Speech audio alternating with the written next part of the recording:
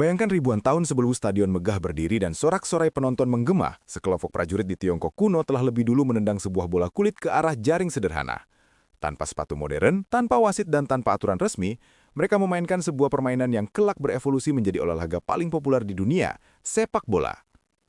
Sejarah sepak bola tidak dimulai di Inggris seperti yang sering diyakini, melainkan berakar jauh di berbagai peradaban kuno. Salah satu bukti paling awal berasal dari Tiongkok pada masa dinasti Han sekitar abad kedua hingga ketiga SM, melalui permainan bernama Cuju. Dalam bahasa Mandarin, Cuju berarti menendang bola. Permainan ini menggunakan bola kulit yang diisi dengan bulu atau rambut dan para pemain harus menendangnya ke dalam jaring kecil tanpa menggunakan tangan. Selain sebagai hiburan, Cuju juga digunakan sebagai latihan militer untuk meningkatkan ketangkasan dan koordinasi para prajurit. Tidak hanya di Tiongkok, peradaban lain juga mengenal permainan serupa. Di Yunani kuno terdapat permainan bernama episkiros yang menekankan kerjasama tim dan strategi. Bangsa Romawi kemudian mengadaptasi permainan ini menjadi harpastum yang dimainkan dengan intensitas fisik tinggi dan sering melibatkan perebutan bola antar pemain. Meskipun lebih kasar dibandingkan sepak bola modern, permainan-permainan ini menunjukkan bahwa konsep permainan bola beregu telah dikenal luas sejak zaman kuno. Di benua Amerika, masyarakat Mesoamerika seperti bangsa Maya dan Aztec juga memiliki permainan bola ritual yang dikenal sebagai olamalitzli. Berbeda dengan Cuju, permainan ini memiliki makna religius yang mendalam dan sering dikaitkan dengan upacara keagamaan. Bola yang digunakan terbuat dari karet alami, menandakan kemajuan teknologi material pada masa itu. Kesamaan dari berbagai permainan tersebut adalah penggunaan bola dan kerjasama tim yang menjadi fondasi bagi lahirnya sepak bola modern. Meskipun aturan dan tujuannya berbeda-beda, semangat kompetisi dan hiburan yang terkandung di dalamnya menunjukkan bahwa manusia sejak dahulu memiliki ketertarikan terhadap permainan yang melibatkan keterampilan fisik dan strategi. Dengan demikian, ini menegaskan bahwa sepak bola bukanlah penemuan satu bangsa saja, melainkan hasil evolusi panjang dari berbagai budaya di dunia. Dari lapangan tanah kuno di Tiongkok hingga ritual sakral di Mesoamerika, jejak-jejak awal ini menjadi fondasi penting bagi lahirnya olahraga yang kini menyatukan miliaran manusia di seluruh dunia. Setelah jejak awal permainan bola muncul di berbagai peradaban kuno, perkembangan berikutnya terjadi di Eropa, khususnya di Inggris pada abad pertengahan. Permainan yang dikenal dengan mob football menjadi bentuk awal dari sepak bola modern. Berbeda dengan sepak bola saat ini, permainan ini hampir tidak memiliki aturan yang baku. Jumlah pemain bisa mencapai ratusan orang dan area permainan mencakup seluruh wilayah desa atau kota, dari satu titik ke titik lainnya, seperti alun-alun hingga halaman gereja. Bola yang digunakan biasanya terbuat dari kulit hewan yang diisi udara atau bahan lain. Dalam permainan ini, hampir semua cara diperbolehkan, termasuk menendang, mendorong, bahkan bergulat untuk merebut bola. Akibatnya, permainan seringkali berlangsung sangat kasar dan tidak jarang menimbulkan cedera atau kerusakan properti. Popularitas mob football di kalangan masyarakat justru menimbulkan kekhawatiran bagi pihak kerajaan. Beberapa raja Inggris menganggap permainan ini mengganggu ketertiban umum dan mengalihkan perhatian rakyat dari latihan militer, khususnya menanik yang saat itu sangat penting untuk pertahanan negara. Pada tahun 1314, King Edward II mengeluarkan larangan terhadap permainan sepak bola di London. Larangan serupa kemudian diteruskan oleh raja-raja berikutnya, seperti King Edward III dan King Henry IV. Meskipun demikian, antusiasme masyarakat terhadap permainan ini tidak pernah benar-benar surut. Memasuki abad ke-18 dan ke-19, permainan sepak bola mulai mengalami perubahan signifikan terutama di lingkungan sekolah-sekolah umum atau public schools di Inggris, seperti Eton, Harrow, dan Rugby. Setiap sekolah memiliki aturan masing-masing, sehingga sering terjadi perbedaan cara bermain ketika tim dari sekolah yang berbeda bertanding. Situasi ini menimbulkan kebutuhan akan standar aturan yang seragam. Perkembangan inilah yang menjadi jembatan menuju lahirnya sepak bola modern. Transformasi dari permainan rakyat yang kacau menjadi olahraga yang terorganisir menandakan langkah penting dalam sejarah sepak bola. Ini menegaskan bahwa sepak bola bukanlah penemuan satu bangsa saja, melainkan hasil evolusi panjang dari berbagai budaya di dunia. Dari lapangan tanah kuno di Tiongkok hingga ritual sakral di Mesoamerika, jejak-jejak awal ini menjadi fondasi penting bagi lahirnya olahraga yang kini menyatukan miliaran manusia di seluruh dunia.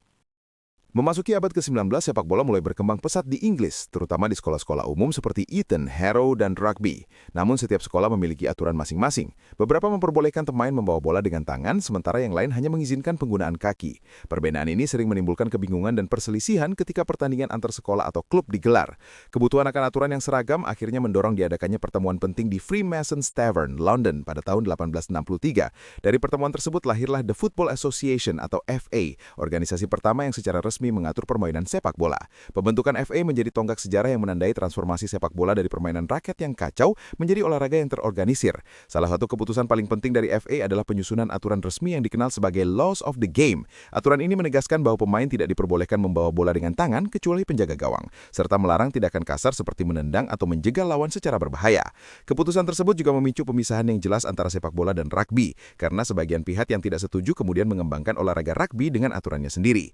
Seiring dengan dengan adanya standar aturan, klub-klub sepak bola mulai bermunculan di berbagai wilayah Inggris. Kompetisi resmi pun mulai diselenggarakan, termasuk FA Cup yang pertama kali digelar pada tahun 1871, menjadikannya turnamen sepak bola tertua di dunia.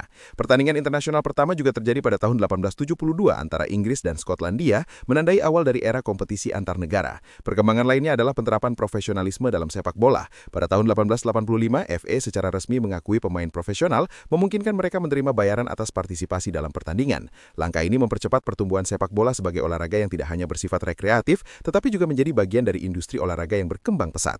Dengan lahirnya organisasi resmi, aturan yang seragam, serta kompetisi yang terstruktur, sepak bola memasuki era baru sebagai olahraga modern. Fondasi yang dibangun pada periode ini memungkinkan sepak bola menyebar dengan cepat ke berbagai belahan dunia dan menjadi bahasa universal yang menyatukan berbagai budaya. Setelah lahirnya aturan resmi melalui The Football Association pada tahun 1863, sepak bola mulai menyebar dengan cepat ke berbagai belahan dunia. Penyebaran ini tidak terjadi secara kebetulan, melainkan melalui peran penting pelaut, pedagang, tentara, dan pekerja Inggris yang membawa permainan tersebut ke negara-negara yang mereka singgahi. Di Eropa, sepak bola dengan cepat diterima di negara-negara seperti Skotlandia, Belanda, Jerman, Italia, dan Spanyol. Klub-klub sepak bola mulai bermunculan, diikuti dengan pembentukan federasi nasional yang mengatur kompetisi domestik. Pertandingan internasional antar negara pun semakin sering digelar, memperkuat popularitas olahraga ini di kawasan tersebut. Di Amerika Selatan, sepak bola berkembang pesat dan bahkan menjadi bagian dari identitas budaya masyarakat. Tokoh penting dalam penyebarannya adalah Charles Miller, seorang pemuda Brasil yang kembali dari Inggris pada tahun 1894 dengan membawa bola dan buku aturan sepak bola. Berkat perangnya, kemudian Brasil tumbuh menjadi salah satu kekuatan terbesar dalam sejarah sepak bola dunia.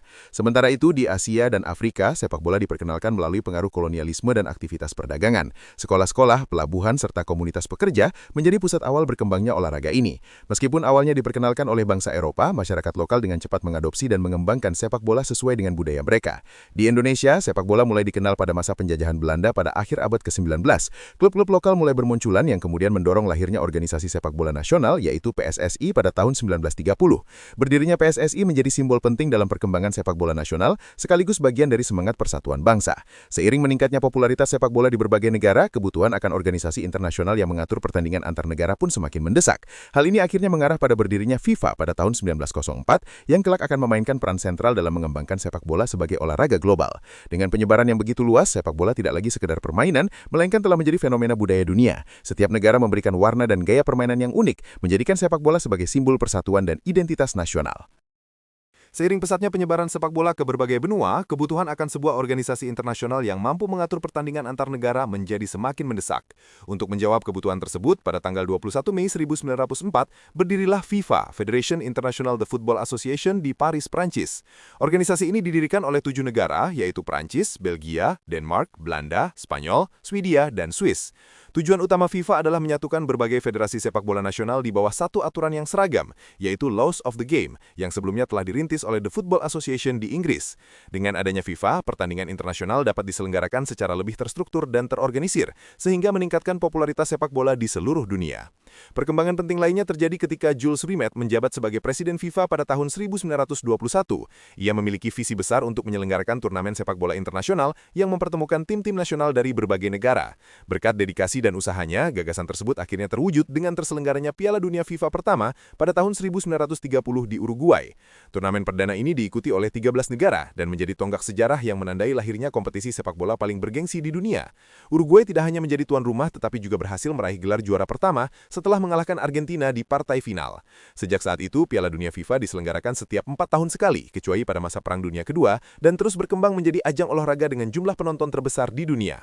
Selain Piala Dunia, FIFA juga berperan dalam mengembangkan berbagai kompetisi internasional lainnya, termasuk turnamen sepak bola Olimpiade, serta kejuaraan usia muda dan sepak bola wanita.